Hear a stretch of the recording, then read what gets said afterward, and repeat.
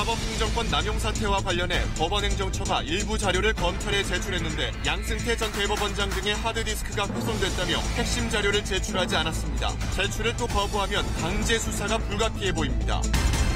공정위 퇴직자 티켓 취업 의혹을 수사하는 검찰이 공정위 운영지원과의 재취업 알선 의혹을 확인하기 위해 인사혁신처를 압수수색했습니다. 운영지원과가 인사혁신처에 심사 허위 자료를 보내거나 일부 자료를 누락한 것으로 검찰은 보고 있습니다.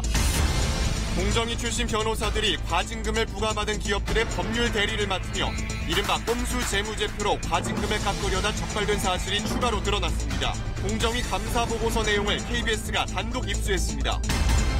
청와대가 경제수석과 일자리수석을 동시에 교체했습니다. 악화된 고용 상황 등에 대한 사실상 문책성 인사라는 해석이 나오는데 장하성 실장 유임으로 소득주도 성장 등에는 더 속도를 내겠다는 의지를 보였습니다.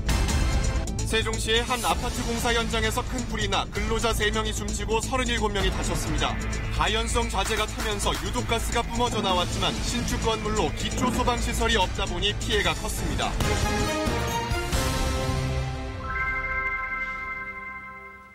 여러분 안녕하십니까? KBS 9시 뉴스입니다. 대법원이 오늘 사법행정권 남용 사태와 관련된 증거자료 일부를 검찰에 제출했습니다. 그러나 핵심 증거인 양승태 전 대법원장과 박병대 전 법원 행정처장의 컴퓨터 하드디스크는 연구 삭제됐다며 제출하지 않았습니다. 첫 소식 김민정 기자입니다. 대법원이 오늘 검찰에 제출한 자료는 지난 5월 사법행정권 남용 특별조사단이 조사했다고 밝힌 문건 410개의 원본 파일입니다. 논란이 된 양승태 전 대법원장과 박병대 전 법원 행정처장의 하드디스크는 제출되지 않았습니다. 검찰 관계자는 이와 관련해 이들 하드디스크가 이른바 디가우징 됐다며 법원이 자료를 제출하지 않았다고 말했습니다. 디가우징은 강력한 자기장을 이용해 하드디스크에 저장된 정보를 삭제하는 기술로 사실상 복구가 불가능해집니다. 대법원은 양 전 원장과 박 전 처장의 하드디스크 외에 훼손되지 않은 다른 하드디스크도 제출을 거부했습니다. 의혹과 관련이 없고 공무상 비밀이 담겨 있다는 이유입니다. 이번 사태의 핵심 인물인 임종헌 전 법원행정처 차장의 하드디스크 역시 이런 이유로 제출되지 않았습니다. 뿐만 아니라 업무 추진비와 관용 차량의 사용 내역, 메신저 기록 등 검찰이 요청한 다른 자료도 제출하지 않았습니다. 수사에 협조한다던 법원이 핵심 자료를 제외하고 선별적으로 자료를 제출하면서 또다시 논란이 일 것으로 보입니다. KBS 뉴스 김민정입니다. 이처럼 양승태 전 대법원장의 컴퓨터 자료가 영구 폐기됨에 따라서 사법행정권 남용 사태의 최종적인 책임이 누구에게 있는지 가려내는 게 매우 어려워졌습니다. 법원은 왜 이 민감한 시점에 핵심 증거를 폐기 처리했는지 새로운 의문이 불거지고 있습니다. 이어서 김유대 기자입니다. 양승태 전 대법원장은 지난해 9월 말 퇴임했습니다. 바로 다음 달인 10월, 법원행정처는 양 전 대법원장이 사용하던 하드디스크를 디가우징 처리합니다. 당시는 사법부 블랙리스트 의혹에 대한 1차 조사가 미진하다며 추가 조사 요구가 빗발치던 시점, 2차 조사위원회가 시작된 11월까지 민감한 시기에 양 전 대법원장의 하드디스크가 훼손된 겁니다. 대법원장께 보고를 하셨나요? 그 관계는 잘 모르겠습니다. 대법원장도 모르고 계시지 않았나 싶습니다. 대법원은 절차에 따랐을 뿐이라는 입장입니다. 업무용 컴퓨터를 쓰지 않을 때 자료를 완전히 없애는 게 대법원 규칙이란 겁니다. 다른 퇴직 대법관들의 하드디스크도 같은 식으로 처리했다고 밝혔습니다. 결정적 자료, 이른바 스모킹건이 없어져 검찰은 난감해졌습니다.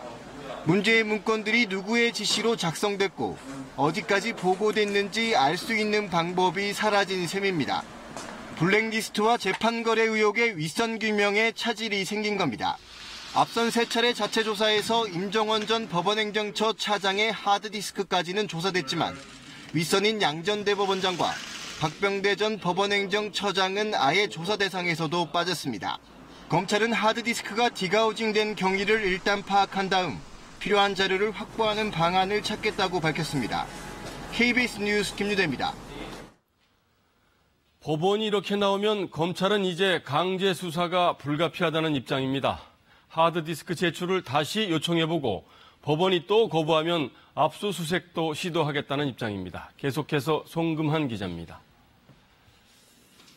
검찰은 양승태 전 대법원장과 박병대 전 법원 행정처장, 임종원 전 법원 행정처 차장의 하드디스크를 요청했습니다. 다른 법관들까지 수십 개에 이르는 것으로 알려졌습니다. 여기에 법원 행정처 이메일과 메신저, 업무 추진비, 관용차 사용 내역도 요구했습니다. 하지만 손에 준 건 이미 상당 부분 공개된 410개 파일 등 일부 자료뿐입니다. 검찰은 법원의 이 같은 선별 제출에 불만을 드러냈습니다. 수사팀 관계자는 검찰이 현재 제출된 자료만 가지고 결론을 내린다면 어느 국민이 수긍하겠냐고 반문했습니다. 특히 하드디스크는 반드시 확보해야 한다는 입장을 재확인했습니다. 향후 있을지 모를 재판 과정에서 증거로 활용하려면 하드디스크 원본 확인이 필요하다는 겁니다. 증거 능력을 갖추려면 컴퓨터 사용 기록 등을 확인해야 해 원본이 꼭 필요하기 때문입니다.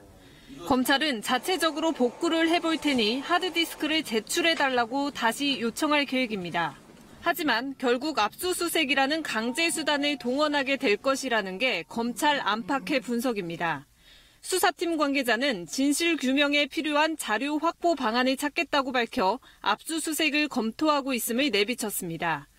사상 초유의 대법원에 대한 검찰의 압수수색이 이루어질지 관심입니다. KBS 뉴스 송금환입니다. 다음 소식입니다. 현행법상 고위공직자들은 퇴직 후 3년 동안 소속해 있던 부서와 업무 관련성이 있는 곳에는 재취업을 할 수 없도록 돼 있죠. 그런데 공정거래위원회가 퇴직 간부들의 민간기업 재취업을 조직적으로 알선해왔다는 의혹이 불거졌습니다. 검찰은 오늘 이 같은 의혹을 규명하기 위해서 인사혁신처와 민간기업 몇 군데를 전격적으로 압수수색했습니다. 이승재 기자가 취재했습니다. 지난해 국정감사, 김상조 공정거래위원장을 상대로 의원들이 날선 질문을 쏟아냅니다. 최순실 특검조사와 삼성의 국정농단 재판에서 이런 말을 했습니다. 대기업의 요청이 있으면 공정위 운영지원과가 희망하는 직원을 알선하는 역할을 했다. 이거 굉장히 좀 놀라운 얘기죠. 예. 이 놀라운 이야기의 당사자는 김학현 전 공정위 부위원장. 운영지원과가 지난 20년 동안 공정위 퇴직자들의 대기업 재취업을 알선해 왔다는 겁니다. 검찰이 오늘 이런 의혹을 확인하기 위해 인사혁신처를 압수수색했습니다. 퇴직자들의 재취업 심사를 하는 취업심사과가 주 대상인데 공정위가 보낸 자료 등을 집중 압수해 갔습니다. 퇴직자들은 재취업을 하려면 취업심사를 거쳐야 하는데 이 과정에 취업심사과가 해당 부처의 복무기록 등 자료를 요청합니다. 현직에 있을 때 관련 업무를 했는지 확인하기 위해서인데 공정위에선 운영지원과가 담당입니다. 검찰은 운영지원과가 심사 자료를 보내면서 허위 자료를 보내거나 일부 자료를 누락했다고 보고했습니다. 검찰은 또 공정위 출신들이 재취업한 신세계 페이먼츠와 대림산업 등 4개 기업도 압수수색했습니다. 이들 회사는 공정위가 사건을 유리하게 처리해주는 대가로 공정위 퇴직자들에게 일자리를 제공했다는 의혹을 받고 있습니다. KBS 뉴스 이승재입니다. 고위공직자들의 민간기업 재취업을 엄격히 제한하는 이유는 부당한 로비 활동을 막자는 데 있습니다. 그런데 공정위 퇴직 간부들의 특혜성 재취업은 오랜 관행처럼 굳어져 왔습니다. 최근 5년 동안만 확인을 해봐도 퇴직자의 70%가 대기업이나 대형 로펌으로 직행했습니다. 이어서 김덕훈 기자입니다. 유통업 분야에서 잔뼈가 굵은 공정위 간부 A씨. 2016년 퇴직합니다. 그리고는 석 달 만에 삼성물산에 상근 고문으로 재취업합니다. 삼성물산은 건설과 패션이 주력, 유통업과는 무관합니다.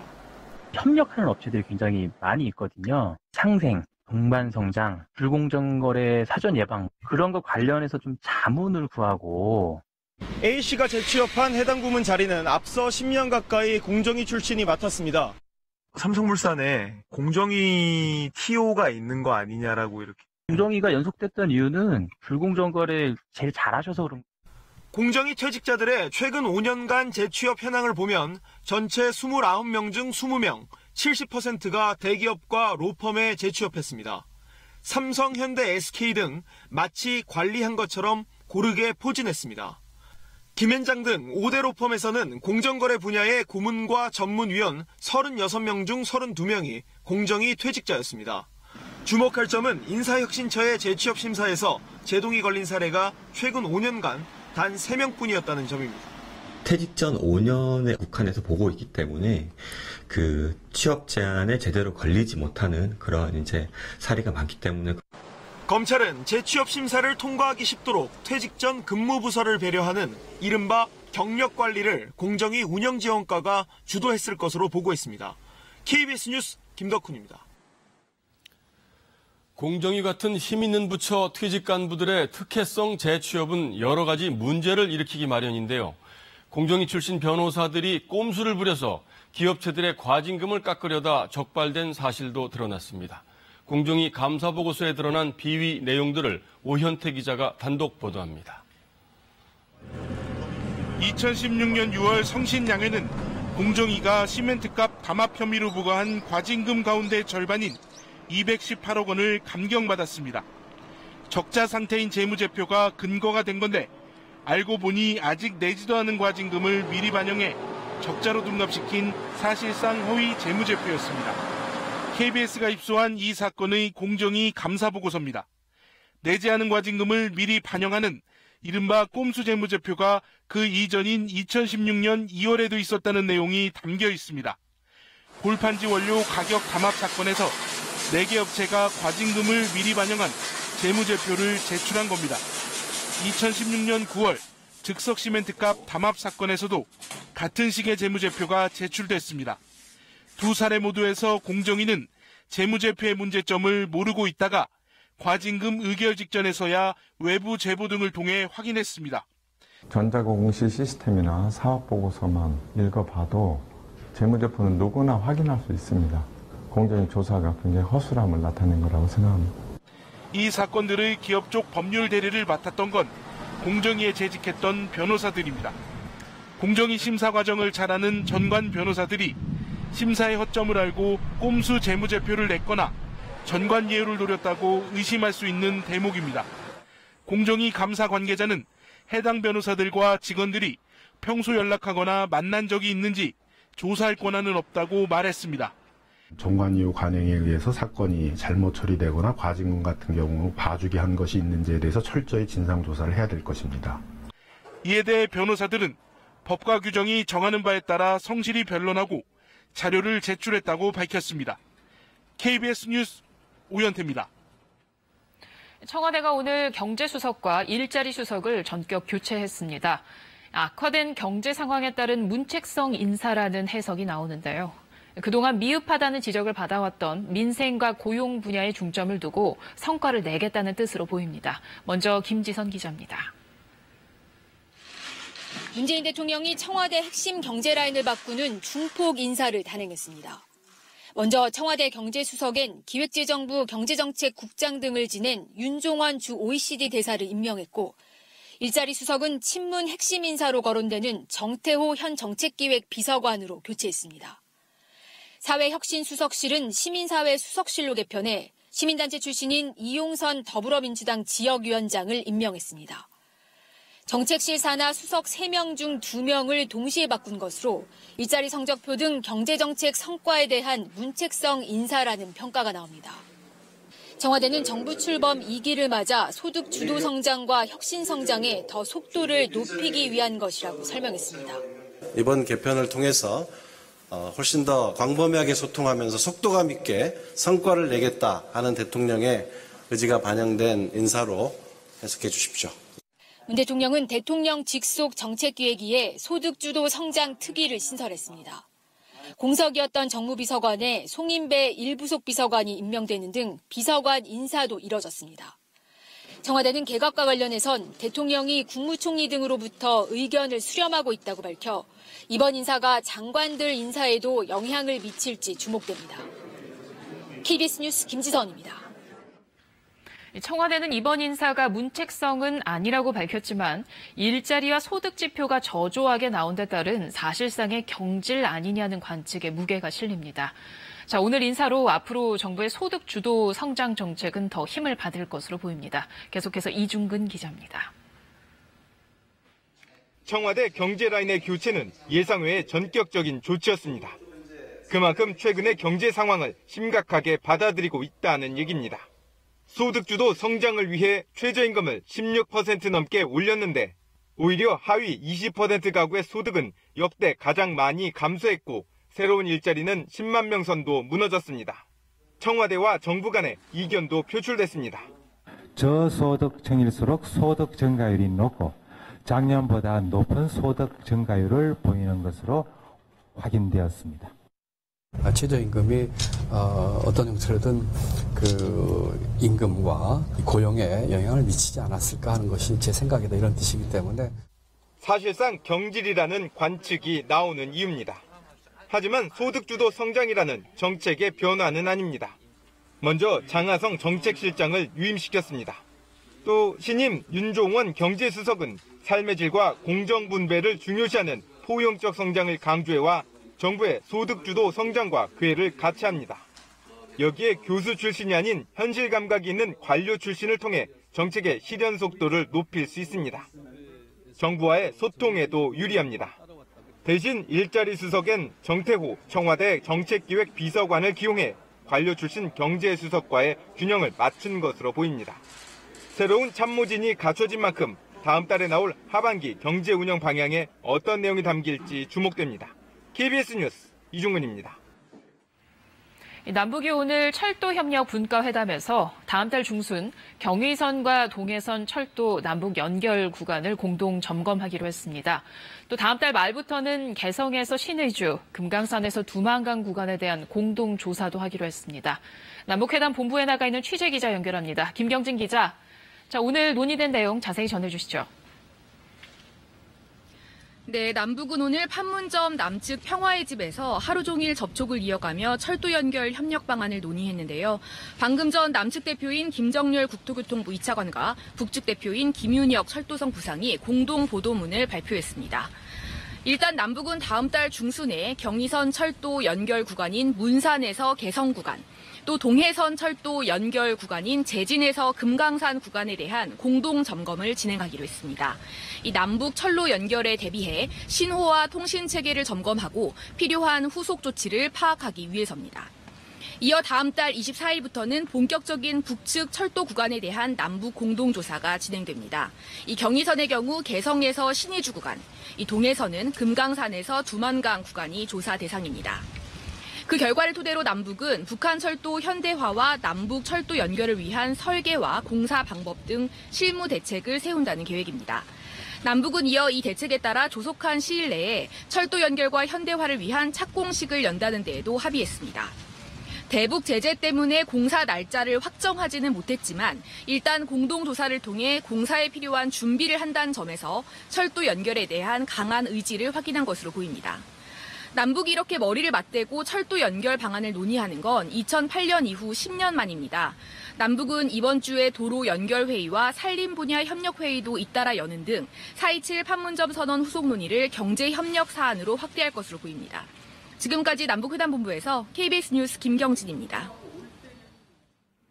내년부터 적용되는 한미 방위비 분담금 협상이 오늘부터 이틀 일정으로 서울에서 재개됐습니다. 이번이 네 번째인데요. 한미는 지난 3월부터 주한미군 주둔 비용 가운데 한국이 부담하는 몫을 놓고 협상을 벌여왔습니다. 방위비 분담금은 미군을 지원하는 한국인 근로자의 인건비와 건설비 등이 포함되어 있는데요.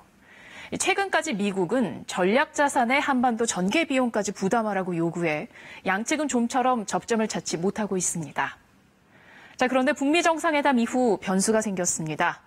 을지 프리덤 가디언, 해병대 연합훈련 등 예정돼 있었던 한미 연합훈련이 잠정 중단된 겁니다. 전략자산 투입은 대부분 한미 연합훈련 기간에 이뤄진다는 점에서 사실상 분담금을 늘리라는 명분이 사라진 셈인데 이번 협상에서 미국 측의 입장 변화가 있을까요? 정세배 기자가 방위비 협상 쟁점과 전망을 분석해드립니다. 지금 보시는 이 화면은 지난해 12월 미국의 대표적인 전략 폭격기 이 B-1B 랜서가 한반도에 전개했을 당시 모습입니다. 당시 B-1B 전략 폭격기는 괌을 출발해 한반도로 날아와 강원도의 훈련장에 폭탄을 투하하고 돌아갔는데요. 미군이 보유하고 있는 전략 폭격기는 이 B-1B를 포함해 B-2 스텔스 폭격기, 그리고 B-52 폭격기 등입니다. 이 미 공군이 계산한 B-1B 폭격기의 한반도 1회 출동 비용은 약 13억 5,700만 원 정도. 이 세 종류의 폭격기가 한꺼번에 한반도에 전개할 경우 37억 원 정도가 드는 것으로 추정됩니다.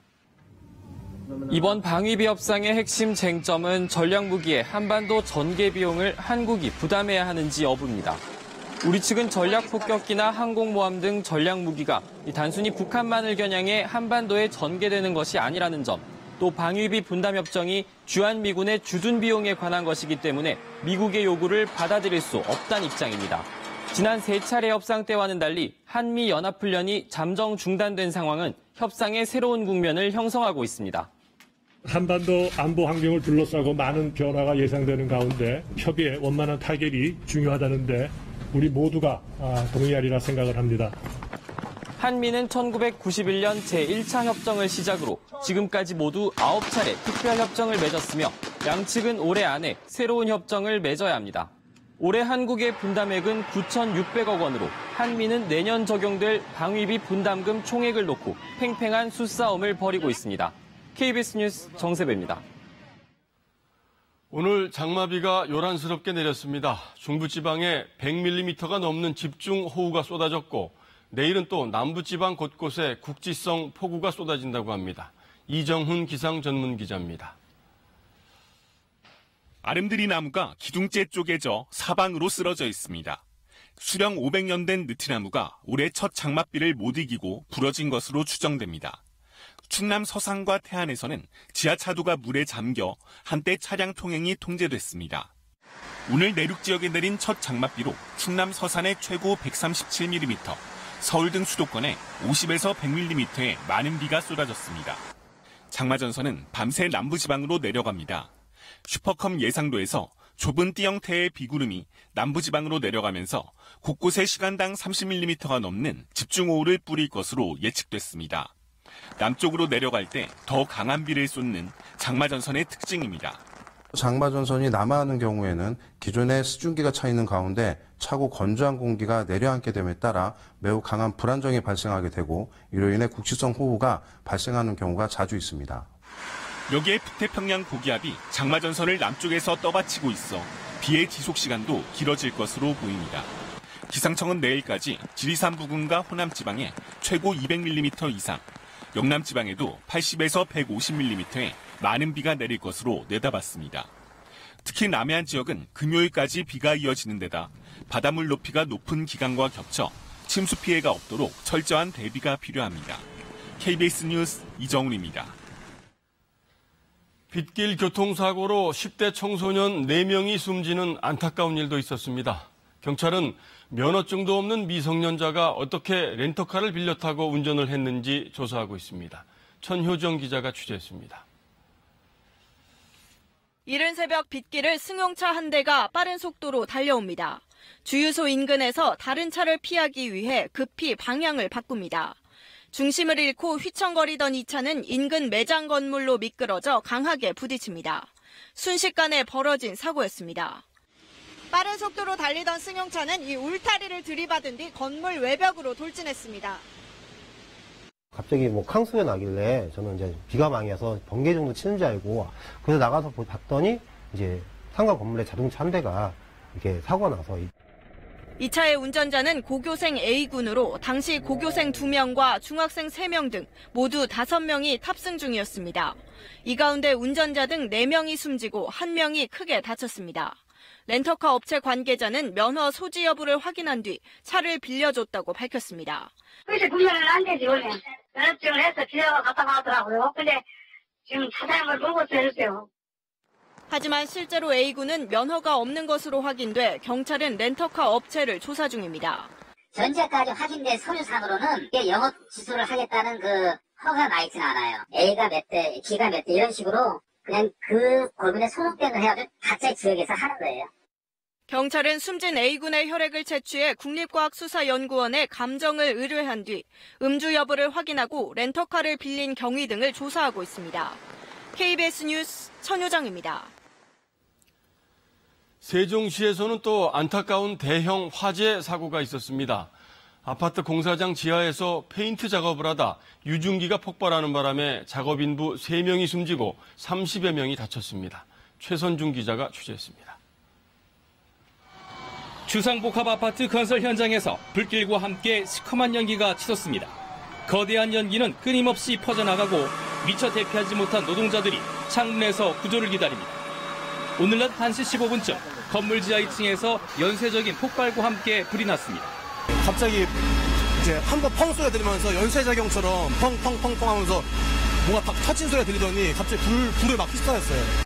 당시 건설 현장에서 일하던 노동자는 160여 명. 대부분 사다리 차에 실려 대피하는 등 현장을 빠져나왔지만 지하 1층에 있던 3명은 숨진 채 발견됐습니다. 또 37명이 연기를 마시거나 화상을 입어 병원에서 치료를 받고 있습니다. 건물 지하에서 페인트 작업 등을 하다 발생한 유증기가 폭발한 것으로 추정됩니다. 에폭시 작업도 하고 페인팅 작업도 했다고 해요. 그래서 뭐 저희들이 아직까지는 뭐 정확한 감식을 해봐야 되겠다.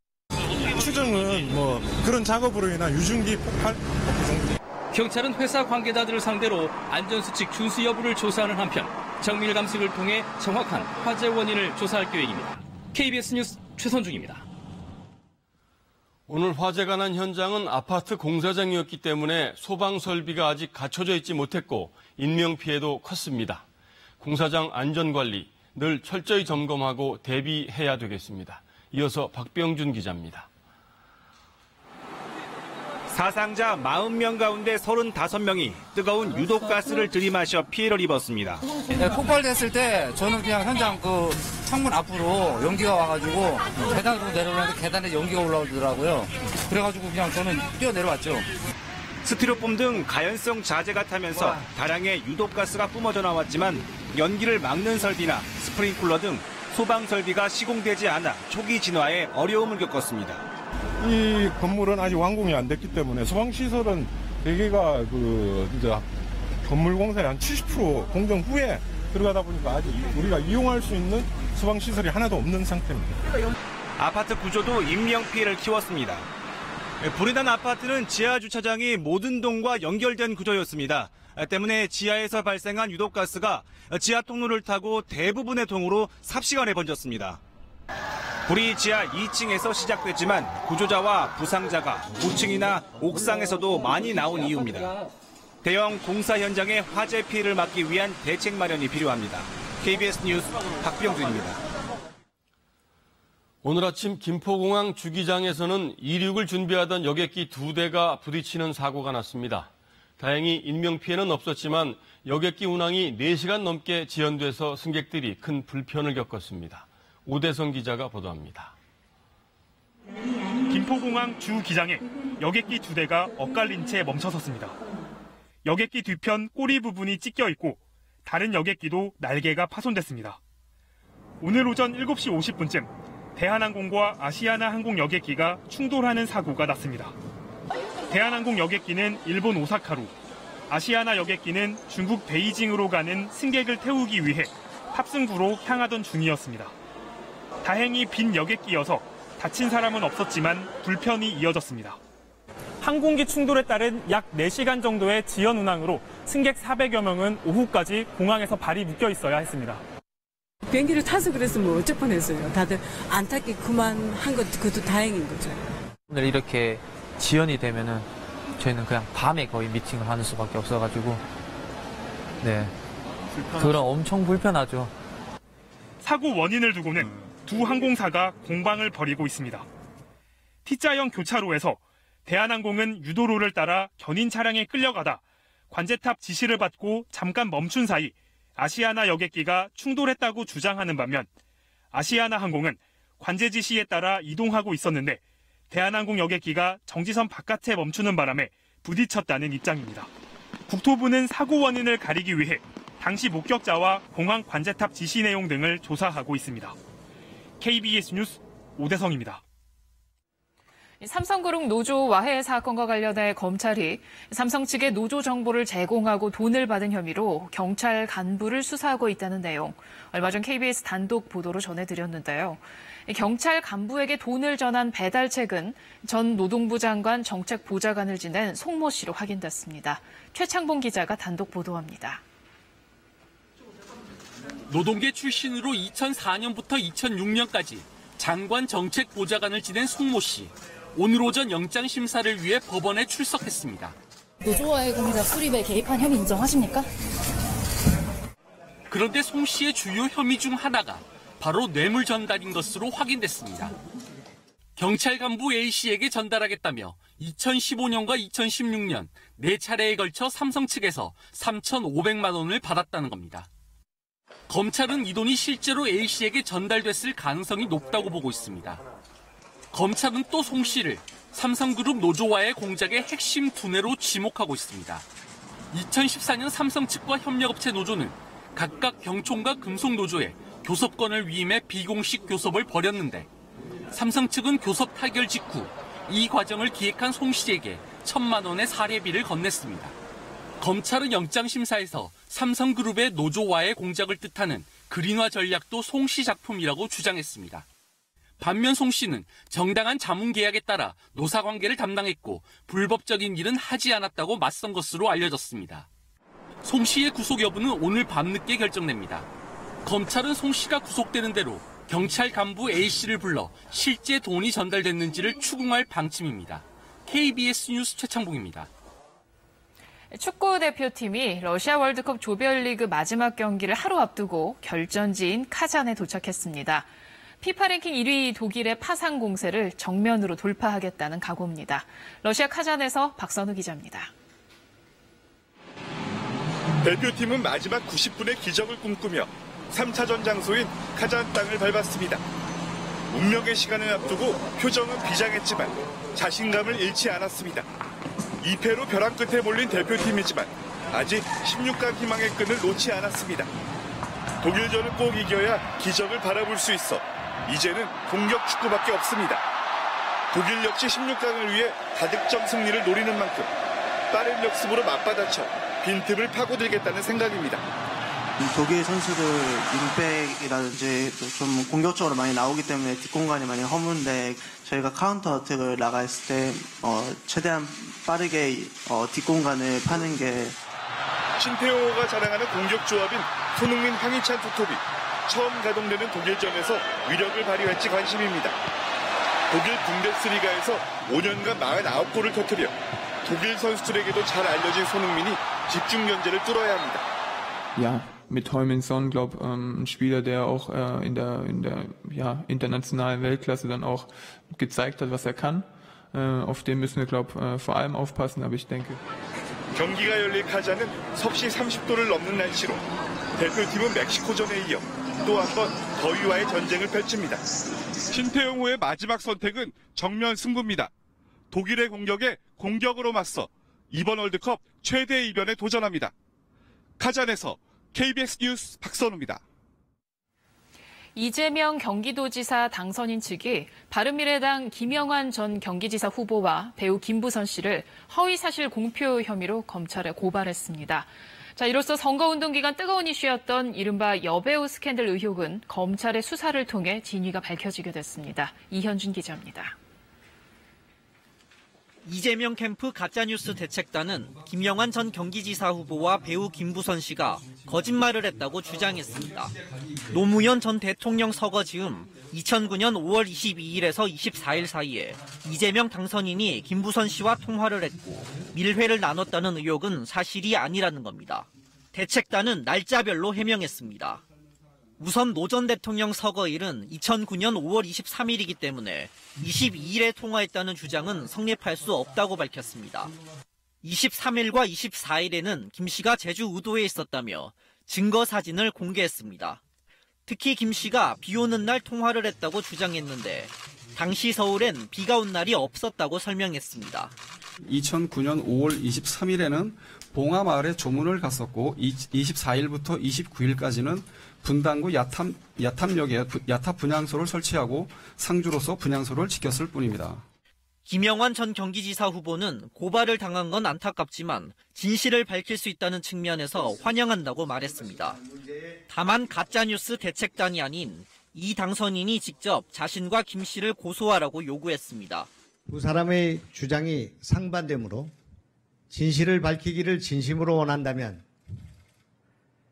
직접 고소를 통해 대질이 반드시 이루어져야 합니다. 김부선 씨는 페이스북을 통해 자신은 날짜를 특정한 적이 없다며 이 당선인 측이 주장한 근거에 가정 자체가 틀렸다는 입장을 밝혔습니다. 또 김 씨도 이 당선인이 직접 자신을 고소할 것을 요구하면서 이번 고발을 비판했습니다. KBS 뉴스 이현준입니다. 미국과 유럽연합의 관세 전쟁이 불붙으면서 그 불똥이 미국 오토바이 회사 할리 데이비슨에 튀었습니다. 미국의 고율 관세 부과에 EU가 보복 관세로 맞서면서 할리 데이비슨이 관세에 압박을 이기지 못하고 일부 공장을 해외로 이전하기로 한 건데요. 할리 데이비슨은 트럼프 대통령이 가장 미국적이라고 치켜 세웠던 기업이기도 합니다. 워싱턴에서 전종철 특파원이 보도합니다. 트럼프 대통령은 취임 직후 미국 오토바이 회사 할리 데이비슨 임원진을 백악관으로 초청해서 미국 내 꾸준한 투자와 고용에 대해 감사의 뜻을 전합니다. So thank you, Harley Davidson, for building things in America. I think you're going to even expand on. 그러던 할리 데이비슨이 미국 내 일부 생산 시설을 해외로 이전하기로 했다고 발표했습니다. 트럼프 행정부가 EU 철강 알루미늄에 고율 관세를 부과하자 EU가 보복 관세로 맞섰는데 그 품목에 오토바이가 포함됐기 때문입니다. 6%였던 오토바이 관세는 5배나 높아진 것으로 알려졌습니다. 트럼프발 관세 마찰의 불똥이 공교롭게 트럼프가 가장 미국적인 기업이라며 치켜 세웠던 회사로 튄 겁니다. 트럼프 대통령은 할리 데이비슨이 백기를 든 건 놀랍다면서 실망감을 나타낸 반면 할리 데이비슨 공장이 있는 위스콘신주가 지역구인 폴 라이언 하원 의장은 미국 시장의 장벽을 높여선 안 된다며 트럼프의 보무역 정책을 비판했습니다. 미 언론은 중국 EU와의 무역 마찰이 정면 충돌 양상을 띠면서 상처가 생기기 시작했다고 지적했습니다. 그렇지만 미국이 EU 자동차에도 고율의 관세를 매기겠다고 예고하고 EU도 추가 보복 관세를 검토하는 상황. 무역전쟁 우려가 커지면서 뉴욕 증시도 큰 폭으로 하락했습니다. 워싱턴에서 KBS 뉴스 전종철입니다. 재벌 총수 일가가 이런저런 사회적 물의를 일으켜서 따가운 질책을 받게 되는 경우가 종종 있는데요. 국내 최대 포털 사이트인 네이버가 대기업 총수 일가와 관련된 인터넷 검색 내용을 자의적으로 삭제해 온 것으로 드러났습니다. 이재희 기자가 취재했습니다. 네이버 검색창에 SK그룹 최태원 회장을 입력해봤습니다. 최 회장과 관련성이 높은 일명 연관 검색어가 뜹니다. 몇 년간 최 회장의 연관 검색어로는 혼외자 스캔들 관련 단어들이 쉽게 눈에 띄었습니다. 그러나 네이버는 지난해 상반기 명예훼손을 이유로 연관 검색어를 대부분 삭제했습니다. 포털 업체들이 설립한 한국인터넷자율정책기구의 검증위원회는 이런 조치가 부적절했다고 지적했습니다. 최태원 회장이나 SK그룹의 신고가 없는데도 네이버가 마음대로 삭제해버렸다는 게 이유입니다. 네이버는 SK그룹의 요청이 있었다고 해명했지만 일반인들이 하듯 고객센터를 거친 공식 절차를 거치지 않았다는 게 검증위원회의 판단입니다. 고객센터를 통하지 않고 다른 채널을 통해서 삭제 요청이 들어왔고 이를 본인에 의한 삭제 요청으로 보지 않고 제3자에 의한 신고로 처리해가지고 삭제를 한 사안인데 일부 부적절한 부분이 있다고 지적이 된 부분입니다. 위원회는 또 조현아 대한항공 전 부사장을 검색했을 때 함께 뜨던 개그맨의 이름 등을 삭제한 절차도 부적절하다고 봤습니다. 그러면서 위원회는 재벌 총수 일가처럼 사회적 관심을 받고 있는 인물에 대해서는 연관 검색어를 삭제할 때 정확하고 객관적인 기준이 더욱 중요하다고 지적했습니다. KBS 뉴스 이재입니다. 소액 결제 업종의 카드 수수료 부담이 다음 달 말부터 줄어듭니다. 카드사와 가맹점을 중개하는 벤사의 수수료가 건당 고정금액을 내는 정액제에서 결제액의 일정 비율을 내는 정률제로 바뀌기 때문입니다. 이에 따라 편의점과 제과점 등 소액 결제가 많은 35만 개 가맹점은 수수료율이 평균 2.22%에서 2%로 낮아져 연간 수백만 원의 부담을 덜게 됩니다. 반대로 면세점과 골프장 등 건당 결제액이 많은 가맹점의 부담은 커집니다. 시중은행들이 대출 금리를 조작해서 막대한 부당 이득을 챙겨왔다는 내용 얼마 전에 전해드렸는데요. 은행들은 부당하게 챙긴 이득을 고객들에게 환급해 주겠다면서도 10,000건이 넘는 금리 조작 사례는 모두 단순한 실수였다고 해명하고 있습니다. 김수연 기자가 취재했습니다. 올 초 KB 하나은행에서 2,100만 원을 대출받은 한 개인 사업자. 은행이 일괄적으로 자체 최고 금리를 적용하면서 넉 달 동안 이자 28만 원을 더 내야 했습니다. 경남은행은 대출자의 소득을 빠뜨렸고 한국시티은행은 제공된 담보를 없다고 입력해 높은 이자를 받아 챙겼습니다. 은행 3곳에서 금리를 높게 물린 사례는 12,200여 건, 환급 조치하기로 한 이자 금액만 26억 원이 넘습니다. 은행들은 지점 직원의 실수 탓으로 돌리고 있습니다. 직원들이 그 정보 입력하는 과정에서 조금 실수나 소홀로 조금 누락이 됐던 부분이 있었던 것 같습니다. 하지만 경남과 하나은행은 100곳이 넘는 지점에서 이런 일이 벌어졌습니다. 지점의 실수만으로 돌리기엔 금리 조작이 너무 광범위하게 이뤄진 겁니다. 게다가 함께 지적됐던 다른 은행 7곳은 내규에 따라 금리를 산정했을 뿐이라며 아예 환급 조치를 거부하고 있습니다. 내규가 허술해도 금융당국이 제재할 근거가 없다 보니 버티는 겁니다. 그런데도 금융감독원은 구체적 사례를 스스로 밝히라며 은행들의 입만 바라보고 있습니다. 소비자 입장에서는 내가 그런 피해의 유형에 속하는지 아는지조차 모르고 어떤 실행을 할 수가 없는 상황이죠. 금감원이 여전히 은행들의 잘못을 감싸주고 있는 것 아니냐는 비판이 나오고 있습니다. KBS 뉴스 김수현입니다. 간추린 뉴스입니다. 만 5세 이하 자녀를 둔 남녀 공무원은 24개월 동안, 임신한 공무원은 임신기간 내내 하루 최대 2시간씩 단축 근무를 할 수 있게 됩니다. 또 배우자의 출산 휴가는 5일에서 10일로, 연간 2일이었던 자녀 돌봄 휴가는 3자녀 이상일 경우 연간 3일로 늘어납니다. KB국민, 신한, 우리, KB하나 등 4대 시중은행이 지난해 좋은 실적에도 직원을 4,300여 명 줄인 것으로 나타났습니다. 실적이 좋은데도 4대 시중은행의 직원이 대폭 준 것은 국내의 지점과 출장소 등 영업조직 축소를 포함한 대규모 구조조정의 결과로 풀이됩니다. 6월 서울 아파트 거래량이 25일 기준 3,832건으로 이달 말까지 5,000건을 넘지 않을 것으로 예상되면서 6월 거래량으로는 2012년 이후 6년 만에 최저 수준을 기록할 것으로 전망됐습니다. 서울 부동산 정보광장이 집계한 결과 특히 강남구와 송파, 서초, 강동구 등 강남권 아파트의 거래량이 예년보다 70-80% 감소한 것으로 나타났습니다. 현재 14세 이상이 돼야 사용할 수 있는 체크카드를 올해 3분기부터는 중학교 입학 연령인 12세가 되면 만들 수 있게 됩니다. 하루 결제 금액 3만 원, 월 결제 금액은 30만 원 한도입니다.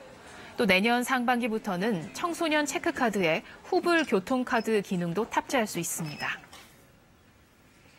조선시대 왕실에서 아기씨라 불리는 왕손의 탄생은 나라의 경사였습니다. 탯줄까지도 까다로운 절차를 통해 소중하게 보관했는데요.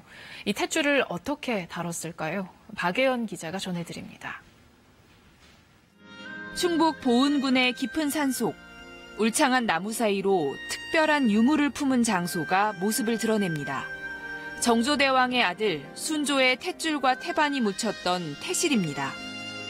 왕실에서 태어난 아기의 태반과 탯줄을 어떻게 처리할지는 조정에서도 비중 있게 논의했습니다.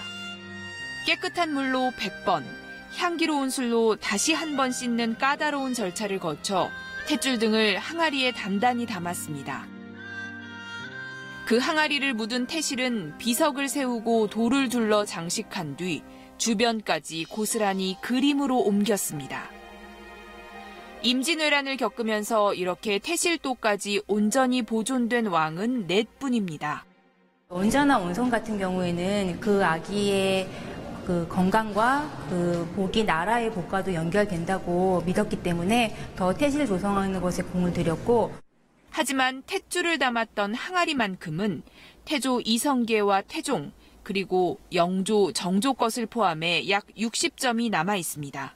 조선 왕실의 생명 존중, 그다음에 정체성을 규명하는 데 있어서 아주